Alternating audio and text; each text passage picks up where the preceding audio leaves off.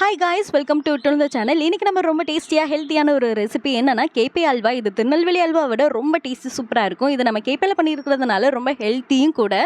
செய்கிறது ரொம்ப ஈஸி. நம்ம வீட்லேயே ரொம்ப ஈஸியாக நம்ம செஞ்சு முடிச்சிடலாம். இது எப்படி பண்ணணும்னு தெரியணுமா? வாங்க வீடியோக்களை போய் பார்க்கலாம். உங்களுக்கு இதே மாதிரி பர்ஃபெக்டாக வரணும்னா அதுக்கு சின்ன சில நுணுக்கங்களும் சில டிப்ஸும் இருக்குது. அது உங்களுக்கு ரொம்பவே யூஸ்ஃபுல்லாக இருக்கும். அது என்னங்கிறதையும் சேர்த்து பார்த்துடலாம்.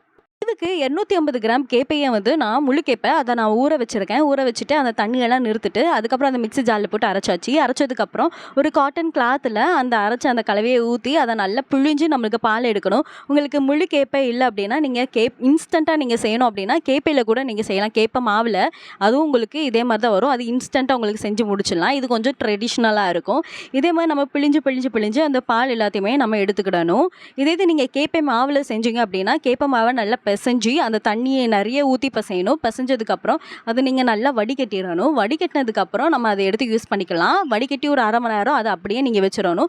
வச்சிட்டிங்கன்னா அடியில் உங்களுக்கு மாவு எல்லாமே செப்பரேட் ஆகிடும். மேலே உங்களுக்கு பால் தங்கியிருக்கும். அதை நீங்கள் அப்படியே மேலே இருக்கிறத மட்டும் எடுத்து நீங்கள் கிண்டலாம். இதே மாதிரி எனக்கு பால் சூப்பராக வந்துருச்சு. அதுக்கப்புறம் நான் தேங்காவை எடுத்திருக்கேன். தேங்காவையும் மிக்ஸி ஜாரில் போட்டு கொஞ்சோண்டு தண்ணி ஊற்றி அதையும் நல்லா அரைச்சி தேங்காய் பாலை வடிகட்டி நான் எடுத்துக்கிறேன். இதில் நீங்கள் பால் எடுக்கிறது தான் உங்களுக்கு கொஞ்சம் சிரமமாக இருக்கும். ஆனால் அதுவும் ரொம்ப ஈஸி தான்.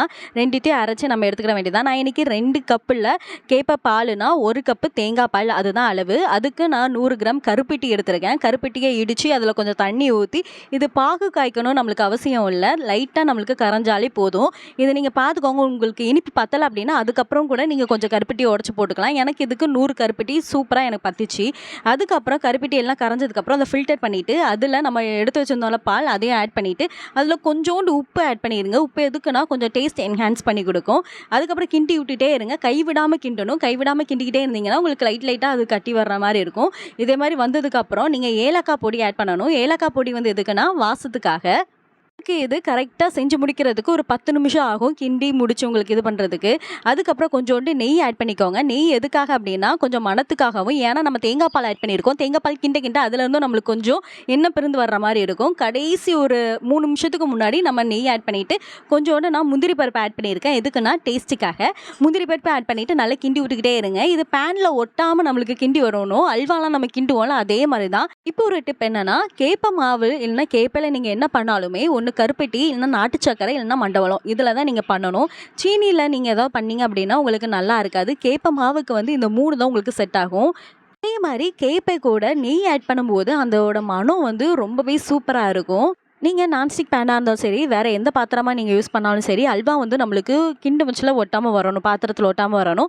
அப்படி வந்தால் மட்டும்தான் நம்மளுடைய அல்வா ரெடி ஆயிடுச்சுன்னு அர்த்தம். நான்ஸ்டிக் பேனுக்கு இந்த ஸ்டேஜில் நான் நெய்யோ இல்லைன்னா எண்ணெயோ நான் ஆட் பண்ணலை. இதே வேறு ஏதாவது சட்டி நீங்கள் யூஸ் பண்ணுறீங்கன்னா அதில் இந்த ஸ்டேஜில் நெய் இல்லைன்னா எண்ணெய் ஆட் பண்ணிக்கோங்க. ஆட் பண்ணி கிண்டிங்க அப்படின்னா உங்களுக்கு ஒட்டாமல் வரும். அவ்வளவுதான், நம்மளுடைய அல்வா அட்டகாசமாக ரெடி ஆயிடுச்சு. இதை அப்படியே நான் இன்னொரு பிளேட்டுக்கு மாற்றிக்கிறேன். அவ்வளவுதான், நம்மளுடைய கேப்பை அல்வா சூப்பராக ரெடி ஆயிடுச்சு. இதை நீங்களும் ட்ரை பண்ணி பாருங்கள். வயலு சுவை நாட்டியமாடும். ட்ரை பண்ணிவிட்டு அது எப்படி இருந்தது அப்படிங்கிறத கீழே கமெண்ட் பண்ணிடுங்க. தேங்க்யூ.